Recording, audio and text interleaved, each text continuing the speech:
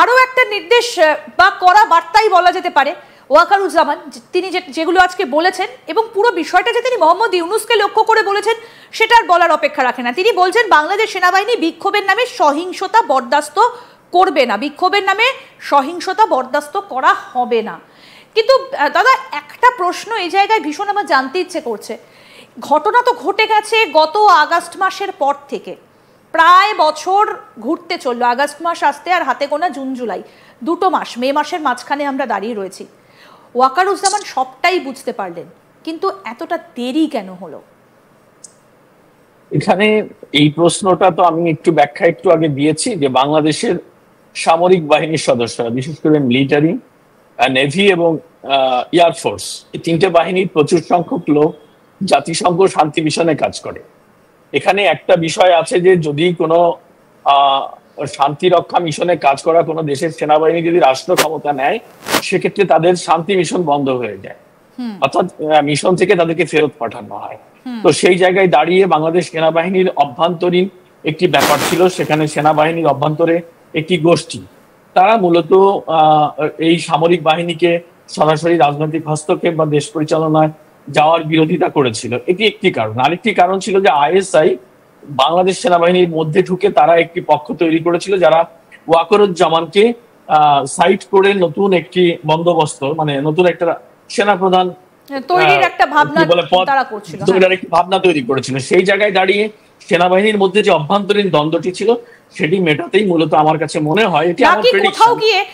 কোথাও গিয়ে দাদা এরকম যে নিজের কর্মফল নিজেকে ভোগ করতে হচ্ছে, কারণ শেখ হাসিনার আমলেই তো এই ওয়াকারুজ্জামান তিনি সেনাপ্রধান হয়েছিলেন, এবং অনেকেই বলে যে তিনি নাকি শেখ হাসিনার পরিবারের কেউ একজন, তার আমলেই তো শেখ হাসিনাকে দেশ ছাড়তে হলো। তাই কি তাকেও এবার দেশ ছাড়া করার এই চেষ্টা? ইন্দিরা, এটি অত্যন্ত সত্য কথা যে আসলে ওয়াকারুজ্জামান বাংলাদেশ সেনাবাহিনীতে প্রধানমন্ত্রী, তৎকালীন প্রধানমন্ত্রী শেখ হাসিনার আত্মীয় হিসেবেই সেনাপ্রধান হয়েছিলেন। কারণ অনেকেই বলে থাকেন, এটি আমার কথা না, সেনাবাহিনীর লোকজনই বলেন যে আসলে তিনি ফিজিক্যালি অসুস্থ এবং সামরিক বাহিনীর নেতৃত্ব দেওয়া এই রকম অসুস্থতা নিয়ে, মানে যার একবার বাইপাস সার্জারি হয়, হার্ট সার্জারি হয়, তাকে সেনাবাহিনী প্রদান করা হয় না। সেই নিয়ম ভেঙে ওনাকে সেনাবাহিনী প্রদান করেছিলেন ওনার প্রধানমন্ত্রীর আত্মীয় হওয়ার সুবাদে, এরকমটি আমরা শুনি। সেইখানে দাঁড়িয়ে আরো যোগ্য জেনারেল ছিলেন তখন সেনাবাহিনীর প্রধান হওয়ার হিসেবে, যেমন জেনারেল আকবর ছিলেন। উনি খুব চৌকস অফিসার বাংলাদেশ সেনাবাহিনীর, জেনারেল আকবর সাহেব। উনি আমাদের ডিজিএফআই এর উনি চিফ ছিলেন। উনি আমাদের 9 ডিভিশন, ঢাকার সবচেয়ে গুরুত্বপূর্ণ যে সেনাবাহিনী সেনা ক্যাম্প, সেখানকার উনি প্রধান ছিলেন। উনি সেনা প্রধান হতে পারেন। আরেকজন ছিলেন সাইফুল আবেদিন, উনিও খুব চৌকস অফিসার ছিলেন। অথচ তাদের দুজনকে বাদ দিয়েই জেনারেল ওয়াকারুজ্জামানকে সেনা প্রধান করা হচ্ছিল। সেটি আমি বলবো সেটি বাংলাদেশ আওয়ামী লীগের বা তৎকালীন সরকারের একটি বড় ভুলের জায়গা, তার খেসারত দিতে হচ্ছে। আমি এই আলোচনাটা এই কারণেই করছি যে 2024-এর জুলাই আগস্টে বাংলাদেশে যে ছাত্র আন্দোলন, ছাত্র জনতার আন্দোলন সংগঠিত হয়েছে, এটি কিন্তু জঙ্গি আন্দোলন ছিল। এটি এখন স্পষ্ট প্রমাণিত, সারা বিশ্বে প্রমাণিত। তারা নিজেরাই বলেছে কিভাবে পুলিশ মেরেছে, কিভাবে বিটিভিতে আগুন দিয়েছে, কিভাবে জাতীয় নিরাপত্তা তারা হুমকির মুখে ফেলেছে। না, তারা বলেছে মানুষ না মরলে এই আন্দোলন সফল হচ্ছে না। তাহলে জেনারেল ওয়াকার কিন্তু জানতেন, কারণ তিনি মিলিটারি অফিসার, এবং তার বাহিনী জানতেন, তার গোয়েন্দা সংস্থা জানতেন যে এই আন্দোলন মূলত জঙ্গিবাদের সাথে জড়িত। ইভেন জাতিসংঘ তাকে থ্রেট করেছিল যে যদি তুমি এই আন্দোলনের সরকারের পক্ষে থাকো তাহলে তোমার বাহিনী ফেরত পাঠানো হবে। তাহলে সামান্য কিছু ডলারের জন্য উনি দেশ বিক্রি করে দিলেন? আমার তো মনে হয় তাই, যে উনি জেনে শুনেই 2024-এর জুলাই আগস্টে বাংলাদেশটাকে বিক্রি করে দিয়েছেন এই সামান্য ডলারের লোভে, এই ইউএন মিশনের লোভে। তার প্রায়শ্চিত্ত আজকে ওনাকে করতে হচ্ছে। এই সুযোগ ওনার সামনে এসেছে। আজকে যখন ওয়াকারুজ্জামানের পিঠ দেওয়ালে ঠেকে গেছে, নিজের পদ রাখতে, নিজের পিঠ বাঁচাতে তিনি আজকে ইউনূসের বিরুদ্ধে বিদ্রোহ ঘোষণা করছেন। কিন্তু এটা যদি তিনি আগে করতেন, দাদা আপনার নিশ্চয়ই মনে আছে আমরা যখন শুরুর দিকে বাংলাদেশ নিয়ে আলোচনা শুরু করেছিলাম, মানে আগস্টের পর থেকেই তো আমরা এই আলোচনা শুরু করেছিলাম, সেনাবাহিনীর অনেক অফিসারের সঙ্গে আমরা কথা বলেছিলাম যারা নাম গোপনে রেখে অত্যন্ত গোপনীয়তার সঙ্গে আমাদের সঙ্গে কথা বলেছিলেন। তাদের কাছেও কিন্তু, তাদের মুখেও কিন্তু এই বিষয়টা উঠে এসেছিল যে ভেতরে এমন কাউকে ঢুকিয়ে দেওয়া হয়েছে যারা ভেতর থেকে কলকাঠি নাড়ছেন, এবং একই সঙ্গে ওয়াকারের বিরুদ্ধেও যারা কথা বলছেন সেই সংখ্যাটাও কিন্তু প্রচুর পরিমাণে আছে, এবং তারা দেশটাকে এইভাবে বিকিয়ে দেবার পক্ষে রয়েছেন। তখন কেন ওয়াকার এটা বুঝতে পারেননি যে যাকে আজকে তিনি দেশ থেকে সরিয়ে দিলেন, মানে আমি শেখ হাসিনার কথা বলছি, বাংলাদেশের প্রধানমন্ত্রী, একদিন তারও এই জায়গাটা আসতে পারে।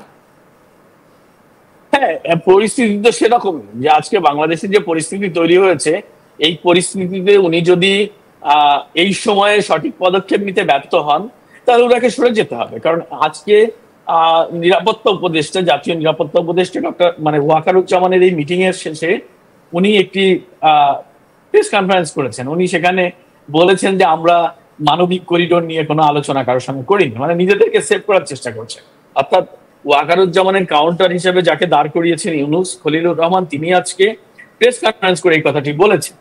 বলার কারণ হচ্ছে যে উনি আজকে, আমার কাছে মনে হচ্ছে যে ওনারা এই সরকার সময় ক্ষেপণ করার জন্য মূলত ওয়াকারকে বা সেনাবাহিনীকে কি যে কোনো রকম একটা বুঝ দেওয়ার জন্য আজকে এই কনফারেন্সটি আয়োজন করছেন। কিন্তু আমার কাছে মনে হচ্ছে যদি জেনারেল ওয়াকার আজকের এই সময়ে দাঁড়িয়ে সঠিক পদক্ষেপ নিতে ব্যর্থ হন, অর্থাৎ উনি যদি আজকে সেনাবাহিনীর যে ম্যান্ডেট উনি পেলেন সামরিক বাহিনী থেকে, যে উনি ওনার দেশের স্বাধীনতা, সার্বভৌমত্ব, মুক্তিযুদ্ধর চেতনা এসব রক্ষায় উনাকে তারা সেনাবাহিনীর সামরিক অফিসাররা যে ম্যান্ডেট দিলেন, এটি যদি উনি কাজে লাগাতে না পারেন, তাহলে উনাকে শেখ হাসিনার পরিণতি ভোগ করতে হবে, এটা আপনি নিশ্চিত। একদম একদম। এবং আপনি আকবর হোসেনের নাম বললেন দাদা, যে কাদেরকে সরিয়ে এই ওয়াকারুজ্জামান তিনি সেনাপ্রধান হয়েছেন, এবং সেক্ষেত্রে এম মতিউর রহমান, আতাউল হাকিম, তাদের নামও কিন্তু এই সারিতে উঠে আসে যে তাদেরকে।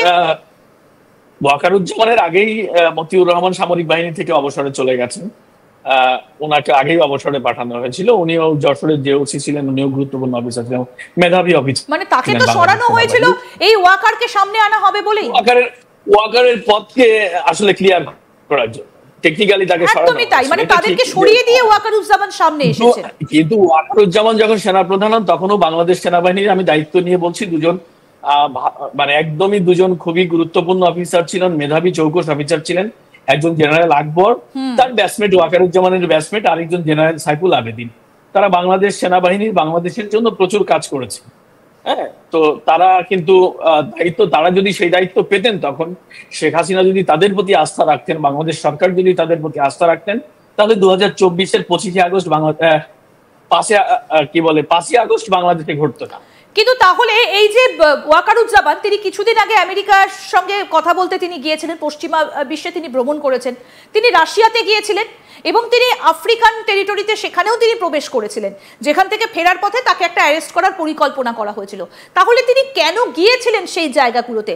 তিনি কি বুঝতে পারছিলেন তার দিন শেষ হয়ে আসছে, সেই কারণেই কি তিনি পশ্চিমা দেশগুলোর সাহায্য চাইতে গিয়েছিলেন? আসলে এখানে যে বিষয়টি তখন আমরা দেখেছি যে জাতিসংঘের একটি মিটিং এর উদ্দেশ্যে উনি আমেরিকা গিয়েছিলেন, আর অন্যান্য যে কান্ট্রিগুলো উনি ভিজিট করেছেন সেটি ওনার অফিসিয়াল ছিলেন এবং অফিসিয়াল ভিজিট ছিল, এবং উনি এগুলো বাংলাদেশ সেনাবাহিনীর প্রধান হিসেবে যে কেউ করে থাকেন।